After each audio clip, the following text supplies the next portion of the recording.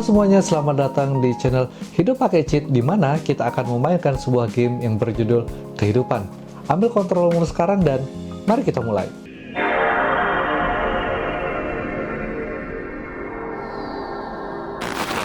Hai, aku Uya. Aku adalah seorang mantan guru honorer, ya sekarang masih guru honorer juga. Yang tadinya penghasilan aku itu cuma 2 juta dalam 1 bulan, dan aku sekarang bisa di konstan angka 20 jutaan 1 bulan. Di sini aku mau sharing ke teman-teman juga, mungkin guru honorer juga, gimana sih caranya kita itu bisa meningkatkan penghasilan kita dari yang tadinya mungkin di bawah UMR. Aku rasa guru honorer ini adalah sesuatu penyakit di Indonesia ya. Padahal kita tahu ya guru itu adalah seorang pahlawan, tapi kalau misalnya dilihat di Indonesia penghasilan kayak gitu gimana caranya buat hidup. Terus juga kalau misalnya kalian lihat berita, ternyata profesi yang paling banyak terjerat pinjol itu adalah seorang guru. Nah, di sini aku mau sharing ke teman-teman juga, mungkin teman-teman yang bukan guru honorer bisa nyimak video ini juga supaya kalian itu bisa mendapat insight-nya kayak gimana.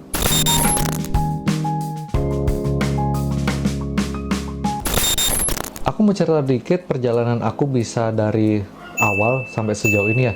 Jadi di tahun 2016 itu saat aku lulus kuliah, aku tuh pernah diminta tolong ngajar sama teman aku di sebuah sekolah. Saat itu tuh aku bisa ngajar pelajaran olahraga, matematika, dan bahasa Inggris. Waktu itu aku ingat banget, aku dibayar itu cuma 20.000 per 1 jam. Jadi sehari kalau misalnya aku ngajar 5 pelajaran ya aku dibayar 100.000. Kurang lebih itu pendapatan aku dalam 1 minggu. Itu kurang lebih 500.000. Berarti kalau misalnya sebulan kan penghasilan aku 2 juta ya. Beruntungnya waktu itu aku punya privilege, aku masih tinggal di rumah, masih dibiayain sama orang tua. Untuk bayar internet, untuk uang makan, itu masih dibayarin sama orang rumah. Tapi aku ngerasa saat itu, Anjir, penghasilan gua 2 juta 1 bulan, ini mah nggak bisa dipakai buat ngapa-ngapain. buat beli bensin, buat beli jajan di luar, kayaknya bakal cepet banget ya habisnya. Dan waktu itu aku ngerasa kayaknya ada something wrong deh di dalam diri aku. Aku harus ngelakuin sesuatu, gimana sih caranya biar aku tuh bisa naik dari yang 2 juta ini, let's say, bisa jadi lebih banyak aja. Cuma waktu itu gara-gara aku tuh minim pengalaman banget, dan aku tuh kan habis ngerantau dari Bandung, dan aku pulang ke Denpasar ya. Aku nggak kebayang gimana sih caranya kita buat ngasilin uang yang lebih banyak, tapi aku pengen tetap nih jadi guru. Kebetulan saat itu aku sudah mulai hobi nge-gym ya. Saat itu aku nge-gym yang murah banget, yang membershipnya 1 bulan itu cuma 100 ribuan. Di sana tuh ya aku ketemu sama teman-teman juga. Aku waktu itu juga karena nggak punya biaya nge-hire coach, ya aku belajar sendiri seadanya. Nah, waktu itu karena aku nge-gym seadanya dan progres aku tuh lumayan bagus, temen aku tuh ada yang minta tolong. Weh, tolong dong temenin aku olahraga, ntar aku bayar deh. Nah, aku baru tahu ya, ternyata kalau misalnya nemenin olahraga itu bisa dibayar juga. Waktu itu teman aku minta tolong ke aku buat temenin dia olahraga, itu dibayar 50.000 per 1 jam. Jadi kalau misalnya dia latihan seminggu 3 kali, kan aku dapat 150.000 ya. Jadi kalau misalnya dia latihan sebulan, ya itu aku dapat berapa tuh? 600.000. Jadi penghasilan aku saat itu ya 2,6 juta dalam 1 bulan. Aku ngajar di sekolah, ngajar sebagai guru honorer, terus aku tuh juga ngajar jadi fitness coach di luar yang cuma dibayar 50.000 ya. Suatu hari aku tuh lagi main ke mall dan aku lihat ada gym di sana ya. Aku lihat tuh, buset, membershipnya mahal banget ya. Kayaknya sebulan waktu itu 600 ribuan dan harus dikontrak selama 1 tahun ya. Jadi kita bayar membership 6 juta dan itu dikontrak sama 1 tahun. Aku lihat nih harga coachnya di sana tuh berapa. Per sesinya itu 200 ribuan dan aku ngerasa anjir, 200.000 itu 4 kali lipat dari tempat yang aku sebelumnya ini loh. Jadi yang tadinya itu aku dibayar 50.000, kalau misalnya aku bisa kerja di tempat kayak begituan, ya berarti kan gaji aku jadi 200.000 ya. Ya aku berusaha dong gimana caranya biar jadi fitness coach yang sesuai rate-nya yang ada di tempat gym mewah itu ya. Jadi aku cari tahu tuh, passion aku tuh masih ngajar, cuma aku pingin cara ngajar itu agak beda ya. Aku berusaha gimana caranya biar bisa diterima di tempat kayak gitu. Jadi aku cari tahu dan somehow akhirnya aku bisa keterima di sana. Nah waktu itu di sana aku ngerasa ya income aku tuh lumayan bisa di 200.000 dalam 1 kali ngajar. Cuma aku ngerasa pressure itu terlalu besar ya. Karena aku ngerasa itu kayak nggak fair gitu ya pas aku kerja di sana. Jadi waktu aku kerja di sana, capeknya yang aku dapat itu tuh kayaknya nggak sebanding sama income yang aku dapetin deh. Karena itu di tempat yang sangat mewah, klien-klien di sana, member-member di sana kan banyak yang tajir-tajir juga ya. Aku denger nih dari cerita-cerita mereka, gimana sih caranya mereka tuh bisa ngasilin uang lebih banyak. Jadi ada yang ngejalin bisnis, ada yang memang profesinya itu lebih besar juga, ada yang profesinya itu dokter, terus ada yang pilot juga. Pokoknya profesinya itu keren-keren juga deh. Kan nggak mungkin ya orang nge-gym di tempat mahal tapi budgetnya pas-pasan juga. Waktu itu aku ngerasa, Nah, kalau misalnya aku di sini terus, kayaknya aku bakal sih di sini aja deh. jadinya saat itu aku memutuskan buat udahan di sana. Aku rasa aku udah cukup ilmu, akhirnya aku pindah ke gym yang ngasih kesempatan aku buat lebih berkembang lebih banyak. Sampai akhirnya COVID itu datang. Ketika pas COVID itu datang, semua gym itu pada tutup dan orang-orang tuh pada social distancing. Saat itu aku bingung banget ya, gimana caranya aku tuh bisa ngasilin uang ya. Orang tuh nggak pengen ketemu aku. Buat ketemu itu takut. Awalnya itu yang tadinya aku ngajar-ngajar olahraga, yang let's say pendapatan tuh bisa stabil di 4 juta, 5 juta. Terus itu gara-gara ada COVID, itu tuh jadi blast abis banget. Di saat itu aku benar-benar kebingungan dan nggak tahu gimana caranya buat ngasilin uang. Dan kalau misalnya profesi aku ini kan sangat tidak diuntungkan ya, orang-orang tuh pada nggak mau ketemu sama orang, apalagi keringetan, kita deketan jarak-jaraknya, ntar kena COVID malah jadi berabe. Saat itu aku nyoba berubah haluan, yang tadinya itu aku ngajar olahraga secara offline atau tatap muka, aku nyoba dengan cara online. Jadi kayak aku bikin course, aku bikin online meeting sama teman-teman. Saat itu kan lagi zaman-zamannya online meeting ya, ada pakai Zoom, pakai Google Meet. Aku berusaha ngajar orang itu lewat online. Ternyata market itu banyak banget. Selama ini aku nggak pernah kebayang market yang tidak bisa aku jangkau karena aku cuma ketemu secara offline. Itu banyak banget orang yang pingin olahraga secara online. Cuma aku rasa saat itu sangat-sangat tidak efektif. Karena aku rasa yang namanya kita olahraga bareng itu, atau profesi aku kayak gini tuh, harus ada pendekatan emosional yang memang kita harus tatap muka. Saat itu online coaching itu bisa terjadi, tapi aku rasa sangat terkendala banget ya. Jadi saat itu aku benar-benar kebingungan banget dan nggak tahu caranya nyari uang itu kayak gimana lagi ya. Sampai akhirnya ada teman aku yang itu dia punya usaha donat kentang goreng waktu itu. Dia tuh minta tolong sama aku. Tolong dong bantuin jualin donat aku ini. Aku nggak tahu caranya jual donat kentang itu gimana caranya.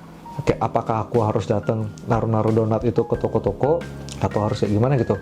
Terus aku kepikiran, apakah aku bakal nge-marketingin si donat ini biar orang-orang tuh tahu. Saat itu aku belajar Google Ads itu gimana, aku belajar Instagram Ads sama Facebook Ads itu kayak gimana. Dan ternyata aku bisa masarin si donat ini tuh jadi dikenal lebih masyarakat banyak. Karena waktu itu kebetulan pas lagi COVID ya, jadi orang-orang tuh juga pada kebingungan nggak tahu ngejualin barang itu kayak gimana. Aku beralih profesi nih, yang tadinya itu aku fitness coach, aku ngebantuin orang-orang ngejualin dagangannya. Jadi aku ngerambah ke digital marketing juga. Ya tapi tetap aku ngajar juga. Cuma aku ngajar sebagai fitness coach ini nggak bisa full time ya. Waktu itu aku lebih banyak di bagian digital marketing ini ya. Aku menjadi seorang digital marketing ini kan sebenarnya karena kebutuhan dan karena desakan juga ya. Aku juga dikontak sama teman aku yang tadinya kita berdua tuh sama-sama bingung, nggak tahu cara ngasilin uang gimana. Ternyata aku dapat jalan di sebelah sana. Somehow dari aku itu belajar yang namanya digital marketing ini ngebukain jalan rezeki aku. Alhamdulillah wa syukurillah.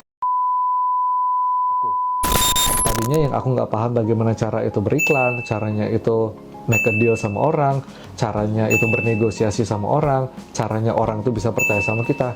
Aku banyak banget belajar waktu pas dari COVID ini.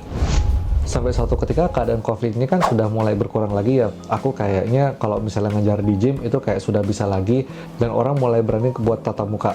Jadi aku balik ke profesi utama aku sebagai fitness coach. Sampai akhirnya COVID itu kan sudah mulai mereda ya. Yang orang itu tadinya nggak pengen ketemuan, sekarang itu bisa ketemu satu sama lain.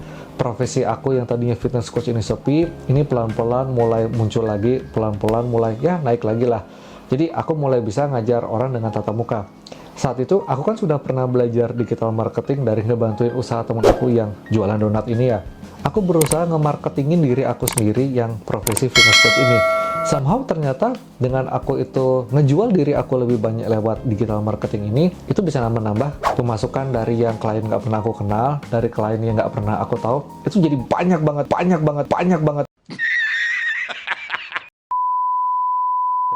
Itu jadi banyak banget yang datang. Dan waktu itu profesi aku meskipun lagi COVID tapi yang sudah mau beres-beres, itu benar-benar lagi dibutuhkan banget sama masyarakat. Aku juga ketiban rezeki, ternyata waktu itu orang-orang memutuskan juga banyak berolahraga. Mungkin karena waktu itu orang-orang juga pada takut ya, kalau misalnya mereka nggak olahraga, ntar nggak fit, ntar malah sakit lagi. Jadi benar-benar waktu itu profesi aku memang lagi naik-naiknya. Nah, saat itu pendapatan aku yang tadinya itu drop, nggak dapat bulanan sama sekali, itu pelan-pelan bisa naik lagi. Sampai aku ngerasa, kayaknya aku bisa deh buka usaha sendiri. jadi aku memutuskan di garasi aku yang tadinya itu cuma muat satu mobil doang, ya ini privilege juga, aku ada garasi kosong yang biasanya buat mobil.